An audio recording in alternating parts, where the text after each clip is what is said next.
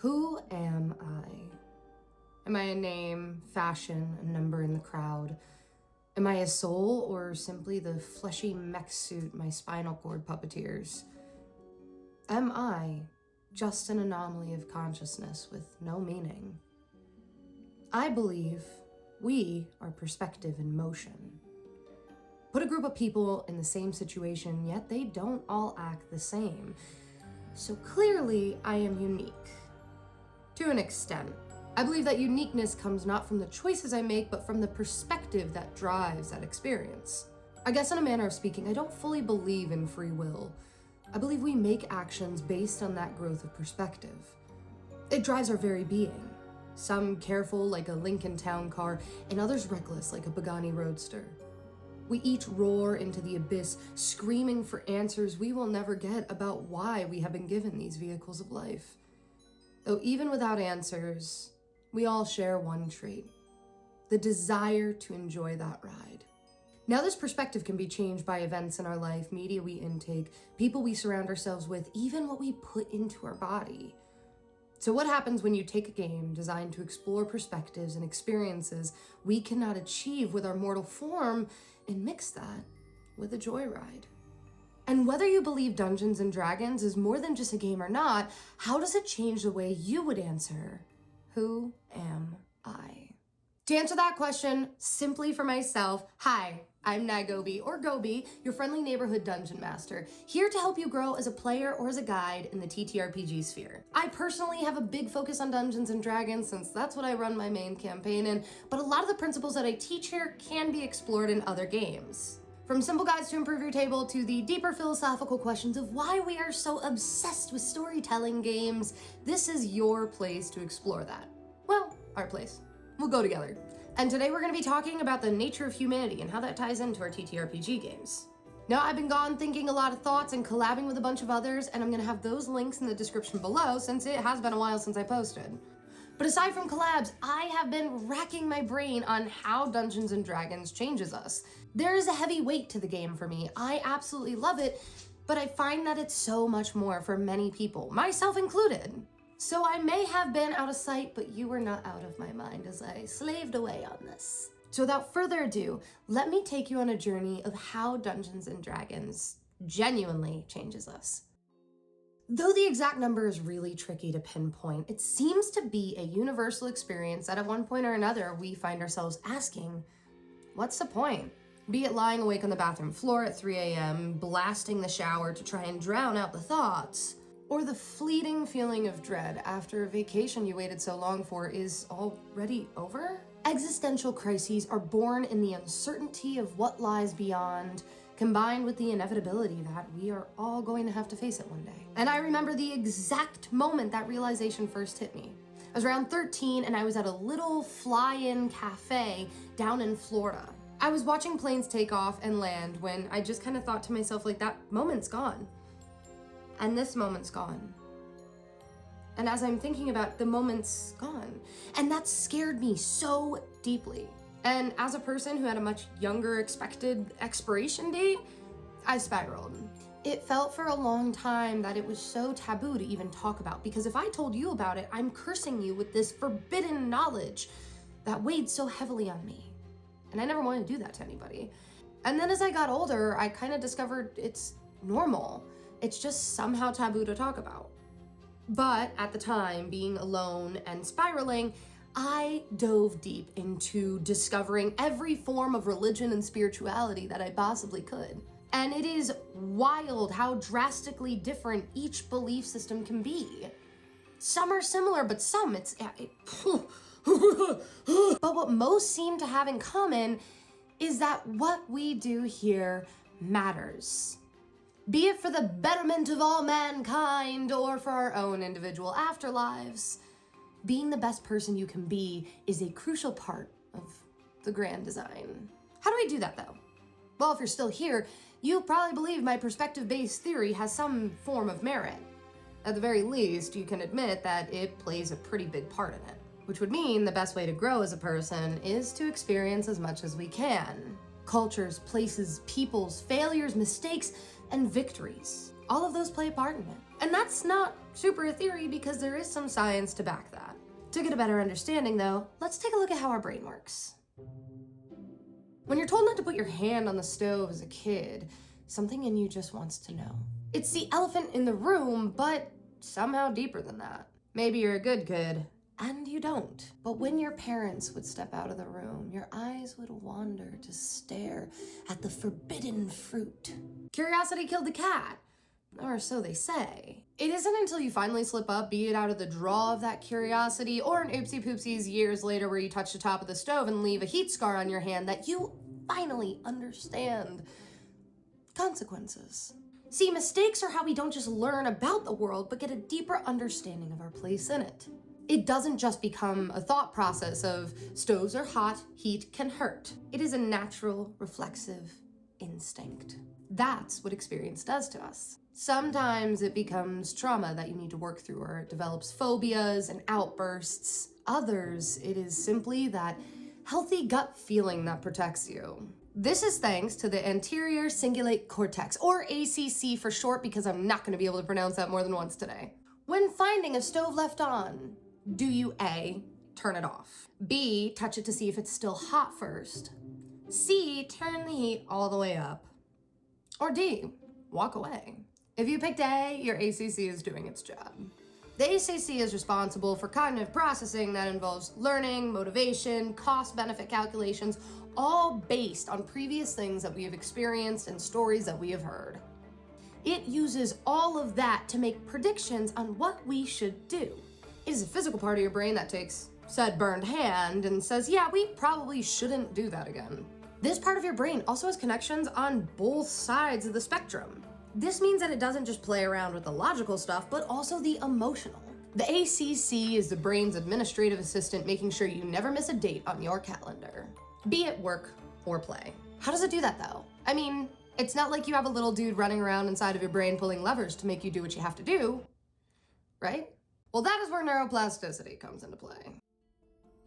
Neuroplasticity refers to the way the brain changes in response to new information. It is not just a thought or an idea, but your brain's ability to physically change. This means that as your ACC processes new information, neurons form new connections and your brain actually changes and grows. Well, in a way. Now, there's an old trick that I was taught as a kid where you take a little index card. For us, we're using a blank to-do list. You fold it in half, you make some simple cuts. Now, this is about the same density it always was. It doesn't add any weight. I mean, it might subtract some from the little cutting shavings that come off, but it is essentially the same size sheet of paper. However, with all these new connections formed, you have something that is more expansive. And even though we can't see these neuron connections, they do change our brain. Now, it is also important to note that neuroplasticity is affected by everything we put into our body. Ever wonder why people always say that exercise and good diet is not just good for the way you look, but the way you think? Well, that's because even those affect neuroplasticity. So does stress, sleep, medications, and most importantly, engaging in novel experiences and social interactions. And what is D&D but novel experiences with social interactions? We put ourselves into the emotional highs and lows of things we could never dream of doing in these little fleshy mech suits. We can experience so much more than we are really capable of. Choosing to bring that into our lives is a form of consumption. And with these two major players in our brain, we can now understand how consumption directly affects how we process the world. Let's take a moment though to circle back to how I said the ACC also processes based on stories. This means if somebody tells you they accidentally burned their house down by leaving a straightener plugged in, you don't have to burn your own house down to understand the dangers of leaving a straightener plugged in. See, the community around storytelling isn't just about lore and fun and having a good time, it's also how we as a society share commonplace knowledge. So how do we separate the knowledge that we take from stories versus the knowledge that we take from our own experiences? I mean, there is so many different things to remember. How does the ACC know what to pull from to make its predictions and to help us make our decisions on a day-to-day? And more importantly for this video, how does all that management tie into Dungeons and Dragons? To find out, let's talk about how memory works in the brain. The brain has three major players in the processing of memories: the hippocampus, the amygdala, and the neocortex, all playing their own unique critical role. I can't even finish my sentence, that was so bad. All playing crucial parts in their own respect. As our brain gathers information, the hippocampus is what takes it and decides what we need to store away. It is like the host of a very intense episode of Hoarders. What is going in a bin to the truck, what is going in the house, and what is going to the dumpster. Though not fully understood by science yet, the hippocampus electrical currents is what kind of organizes and tells memories where to go, and if we even need them as memories. Ever notice how you tend to lose time when you're watching TikToks? That's because it even takes a minimum amount of time for the brain to say that's something important. And if it's not important, it's not even going in the truck, right to the dumpster. And a lot of this has to do with whether it is a passive or active memory. However, there still needs to be some help from the amygdala and the neocortex. See, when the hippocampus grabs onto a moment, it doesn't have forever to figure out what it needs to do with that. Is it even important, and to what extent? A great example is how sometimes you need to see a childhood toy or picture to remember certain days from when you were little. Yet somehow most of us can all finish, "When the moon hits your eyes like a big pizza pie," Well, that's because repetition is one of the big key factors in how important a memory is. You live through it enough, you hear it enough, and the neocortex goes, "I'll take that, thank you," and it puts it right into the house. That's clearly something we need to actively use. And if it's not repeated enough, it looks at the hippocampus, looks them up and down like, "Really?" And they go and put it right in the truck. The neocortex is why amore just lives rent-free in your brain, but you need to talk about pizza to remember that time that your mom forgot to put the bottom of the pizza thing down and then ended up upside down in the stove and the entire thing was a disaster. But there's some things we remember very, very clearly without it having to be done twice. Without repetition, the amygdala comes into play. Comparing this again to Hoarders, it is that one object that has so many important memories to it, you can't let it go. It is your grandmother's painting in your living room. See, the amygdala processes our emotional responses. So when we have a high emotion and we are living through something, it says, that's important. The higher the intensity of emotions, the more likely the amygdala is to grab onto it. It leaves marks of significance to let the hippocampus know we need to put this inside. And also communicates to the ACC how it should proceed in the future. It influences the context and the strength of a memory. Why is it important to know how that works though? Well, here comes our first definitive answer. See, when playing D&D, we're active participants.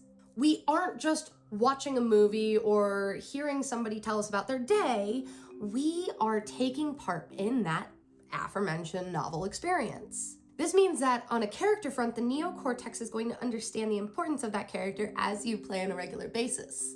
And the amygdala is going to grab onto those super intense moments you have as a player. And it is going to store that as not random information, but memories. If you ask somebody about their favorite memory at the table, it's usually not about the friends who are sitting there. I mean, on occasion, it might be that time Andrew farted so loud it knocked over a mini, but usually, people regale you with tales of how they've slain a dragon, how they seduced a barkeep, or how they are the heroes of the capital. Even when speaking in the third person about your characters, you still remember it in almost a first-person perspective. You remember the moments and the emotion, just like any other important memory. That means if we go down the line of little parts of the brain we've already covered, it is already changing how you perceive the world around you and even perceive yourself. Of course, memory is the simplest of the bunch though. I'm sure you've heard it plenty of times from other creators, be it big or small, shorts, all over the place. But it's not the only thing of importance. What if I told you there's a chance your characters are changing how you physically appear too? This brings us to the prefrontal cortex. It is, in essence, our sense of self. Our personalities, our behaviors, what makes us uniquely us. But what if it isn't truly unique? What if it simply circles back to what we consume? In a 1987 study published by the University of Michigan, scientists began to look at why married couples slowly start looking like each other over time. Is it because of shared environment, lifestyle, or is it the mirroring of traits for the person we look at the most? If any of you have been in a long-term relationship or have close friends who you hang out with all the time, you may start picking up on some of their idiosyncrasies. You may not even notice that they have them until you find yourself doing them. For me, it's a silly face my fiance makes whenever somebody says something wild, or we do. I even experienced this firsthand being adopted and constantly getting, "Wow, you look so much like your parents." when my mom's side are Italian immigrants and my dad's side are Polish immigrants. And this is what my genetic makeup looks like. Yeah. So whether it is being around the same stuff or mimicry, what happens when you are regularly spending hours in another person's experience? I've watched my players slowly change over time.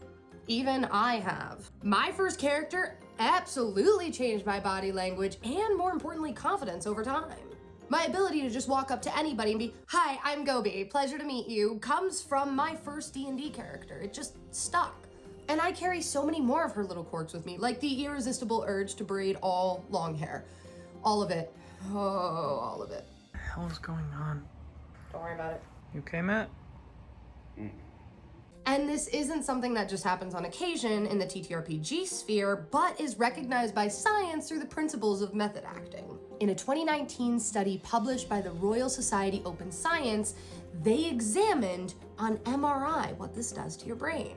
They looked at how the brain lights up when an actor puts themselves in a dynamic role-playing situation.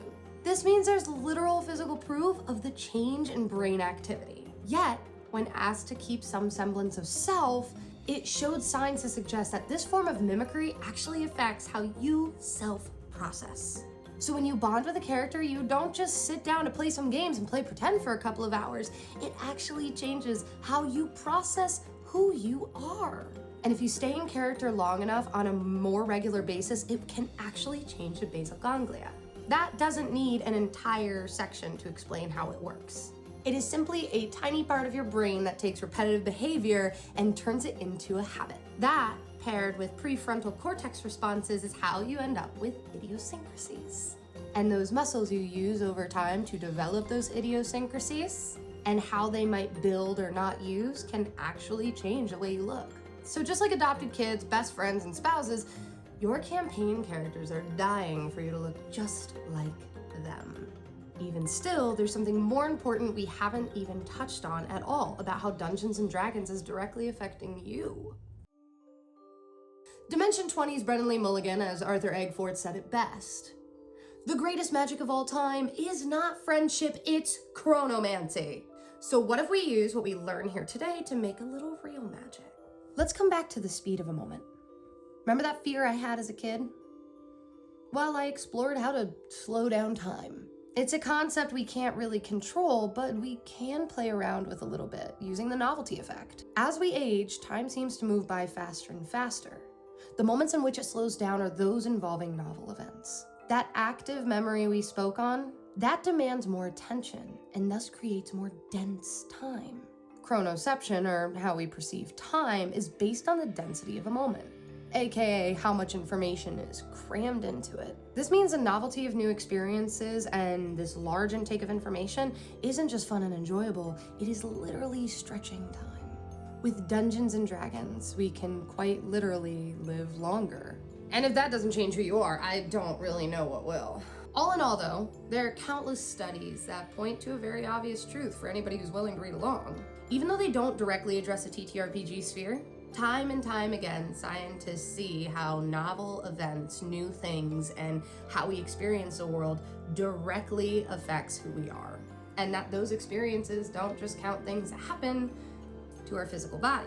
It is science's way of screaming to the high heavens that Dungeons & Dragons changes you. And so does other TTRPG games that are heavily emotional based. It changes how you perceive the world long after you leave the table. It changes how you act and appear as an individual, no matter how subtle. And it changes how you even experience the passage of time. So I hope, knowing the importance of this game and the impact it can directly have on people, you remember to be kind and patient and understanding. You remember to be mindful of the emotional tolls it can take. And you remember the honor it is to experience literal lifetimes with your friends. But most importantly, we have so many stories to tell and so many to hear and grow from. But it is all to leave our mark long after our experience is over. So I will leave you with this. There's a popular theory that says when you're gone, your brain lives on for 7 minutes to relive its best memories. Do you think that your character's memories will make it into there? I know mine will. And I would love to hear what ones you think would make it in the comments below. And until next time, take care, stay well, and keep making wonderful memories together. And make hot characters, at least once. You gotta like mew for that jawline, you know what I mean? But either way, I'll see you soon. Bye, guys. Oh, crap. Sorry, I forgot. I have more stuff to talk about. I have a lot of projects going on for Gen Con. That's why I've been MIA. I bit off way more than I could chew. I have had so many different collaborations, which are, again, linked in the description below. I'm working on a big costume for the Scorched Basin panel. Please go see it, because this is my pride and joy right now. I am trying to work on another module for you guys. I joined an actual play, which you're going to be able to see me on in a matter of a few weeks. A few weeks, and I'm on it. We pre-record. And I'm working on another video and project with one of my favorite beans from the community, Tracheros or Critical Eye. Please go check them out, because I'm very excited about that. It is like my first big illustration project that isn't VTuber related. And I am sure there's literally things I'm still missing. I try to update the Discord as much as I can, so if you aren't a part of that and you've been wondering where I've been, well, also linked below. And I'm really excited about this video. So if you could like, comment, all that jazz. The best way that you can support any creator you love is to engage, to help us get out of algo hell. Even if it's just a stupid little heart emoji to let me know you got to the end of the video. Actually, no, hold on. What's a good emoji? Vander, what emoji? He's lactose intolerant, so you know what? Let's do an ice cream and a poop emoji. If you made it this far, just leave an ice cream and a poop emoji in the comments so I know that you're here for the long run. And I will see you soon with a lot more new stuff. Thank you for coming on this journey with me. Bye, bye, bye, bye, bye. That's kind of work. I know you having a sleepy day. An sleepy day where you sleep under the table. Good paw. Well, that's not the one I wanted, but I'll take it. Thank you. Oh, it is gonna be a miracle if I remember how to do this the right way. Really, truly is. Your little tipper tappers are too loud.